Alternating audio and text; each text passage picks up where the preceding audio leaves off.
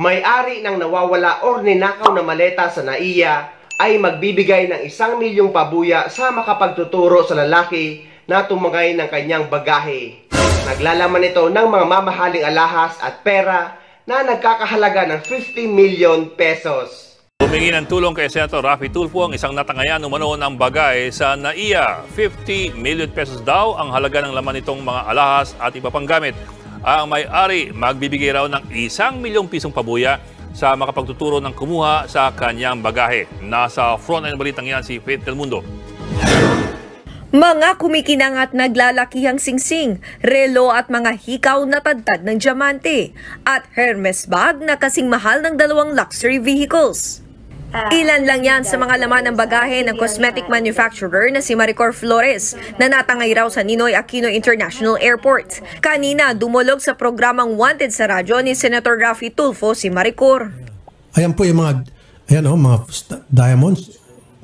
Ayan, yun na sa daliri. Sus, ang mamahal nito, mga diamante. Kwento niya, October 1 pa natangay ang kanyang gamit na abot sa 50 million pesos ang halaga. Pero hanggang ngayon, wala pa raw usad ang kaso na inilapit niya sa airport police ng NAIA. Sa kuha ng CCTV sa Bayfort Terminal 3, makikita si Maricor at kanyang assistant na lumapit sa isang dumating na SUV. Dali-daling sumakay si Maricor at iniwan ang hila-hilang maleta sa pag-aakalang kukunin ito ng kanyang driver. Nagkaroon lang na misconfusion sa amin ng driver ko kasi all the while, normally kasi sa amin is ako talaga yung kukuhanan niya and then pagbubukas ng pintuan. But nakita ko kasi siya, nakita ko na siyang papunta sa akin. So, iniwan ko na yung bag. Inikutan niya yung staff ko kasi baka siguro iniisip niya mas madaming dala. Tuliro at nagmamadali rin noon si Maricor dahil papunta siya ng Maynila para puntahan ang amang may sakit. Somewhat nag-hysterical na ako kasi parang sabi ko everything is there. Yun yung paulit-ulit ko na sinasabi doon sa staff ko and doon sa driver ko na umiyak na ako actually. Umiyak na ako. Kasi the reason why I'm rushing to ride the car is because I want to go to Asian Hospital because yung daddy ko is nasa ICU. And day before that kasi sinasabi na nila na he's due for intubation. Nang makalis ang sasakyan ni Maricor at ang mga pasahero sa paligid, isang lalaki ang lumapit at umupo sa naiwang maleta. Nagpalingalingang lalaki. Ilang saglit pa, isinakay niya ang bag sa hila-hilang trolley.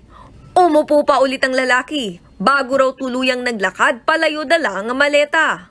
Malaking kawalan kay Flores ang mga alahas at gamit na nanakaw, lalo't malaki na ang bill ng kanyang ama na nasa ICU pa rin. Handa rin daw silang magbigay ng 1 milyong pisong pabuya sa makakapagturo sa kumuha ng maleta. Ang NBI naman nangako maglalabas ng enhanced copy ng litrato ng suspect para mabilis siyang matuntun.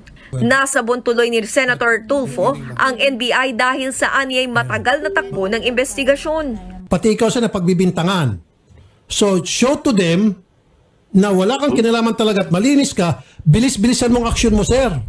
Ayon sa abogado ni Maricor, posibleng sampahan ng kasong pagnanakaw ang suspect. Isang klase ng theft yung pagka may napulot kang nawawalang bagay at hindi mo isinurrender sa local authorities o ibinalik mo doon sa nagmamay-ari. Ang lesson sa video na ito, lalo na para sa ating mga OFW na wala mang lamang ganong kalaki ang bagahe natin, pero lagi tayo mag-iingat lalo na kapag lalapag tayo sa NAIA na laging nababalitang may nakawan at nawawala.